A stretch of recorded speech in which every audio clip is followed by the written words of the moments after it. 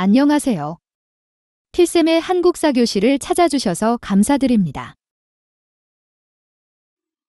오늘 이 시간에는 당과 고구려와의 전쟁에 대한 개략적인 내용을 살펴보겠습니다. 자세한 내용은 네이버 블로그 필쌤의 한국사 교실 한국사 강좌를 참고해 주시기 바랍니다. 전 시간에는 수와 고구려와의 전쟁을 알아보았습니다. 고구려의 대승이었지요.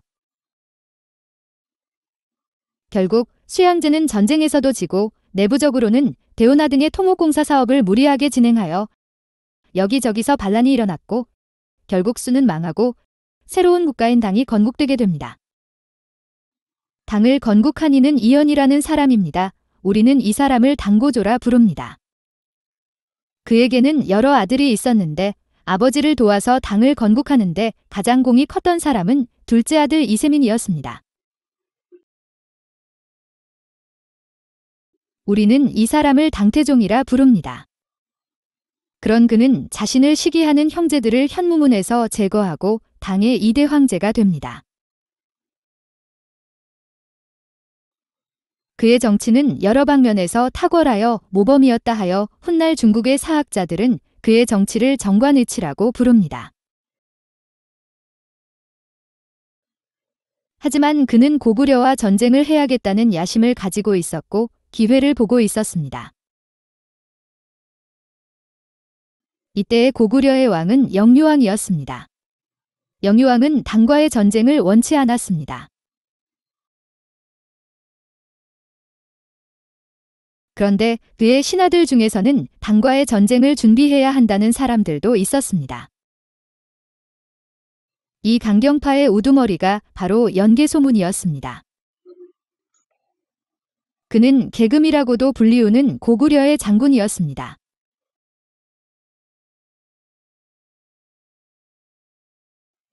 그는 영유왕에게 당과의 전쟁을 대비해야 한다고 적극적인 주장을 펼칩니다. 그리하여 고구려는 연개소문의 지휘하에 고구려의 국경선 근방에 여러 성들을 보수하고 쌓으면서 결국 전쟁에 대비하게 됩니다. 이 장성을 천리장성이라 부릅니다. 천리장성은 지도에 표시된 내용처럼 고구려의 서쪽 국경선 근방에 쌓은 성을 말합니다. 그런데 고당 전쟁은 이 성을 다 쌓지 않은 645년에 일어납니다. 그 이유는 바로 고구려의 연개소문 정변이 일어나서입니다. 연개소문 정변이란 642년 연개소문이 자신을 제거하려던 전쟁 반대파들을 다 제거하고 왕까지 영유왕에서 보장왕으로 바꾼 사건을 말합니다.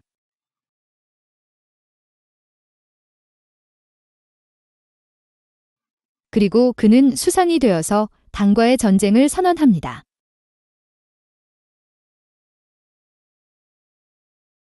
결국 고구려 침공의 기회를 노리던 당태종이 100만 대군으로 쳐들어옵니다.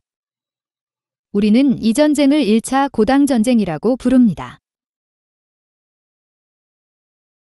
전쟁의 개략적인 내용을 보면 다음과 같습니다. 즉, 이 전쟁은 645년 2월에 발생하여 645년 9월 18일 당이 군대를 철수하면서 전쟁을 마치게 됩니다.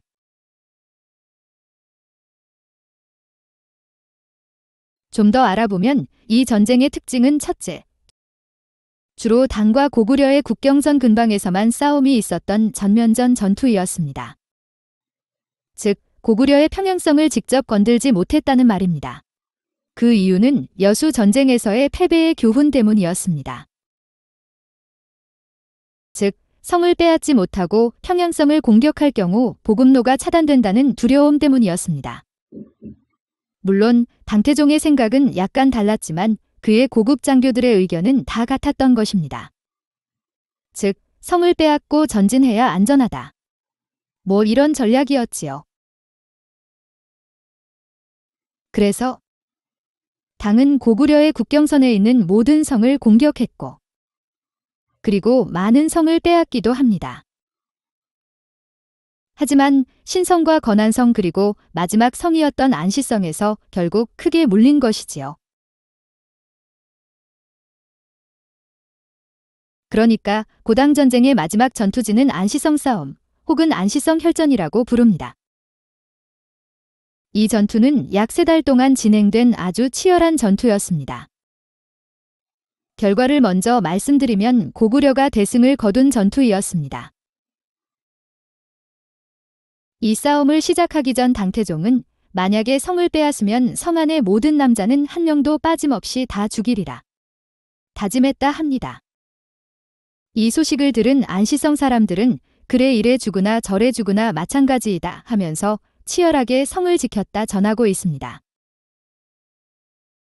결국 당차 포차 등의 신무기를 다 동원해도 싸움에서 계속 지자 당태종은 너무 화가 나서 안시성보다 더 높은 토성을 힘겹게 쌓았습니다.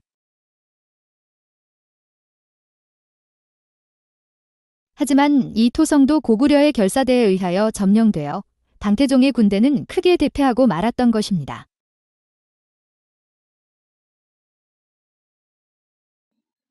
결국 당은 그전 싸움에 여러 번 이겼으나 결국 가장 큰 싸움인 마지막 이 전투에서 KO 패를 당한 셈이지요.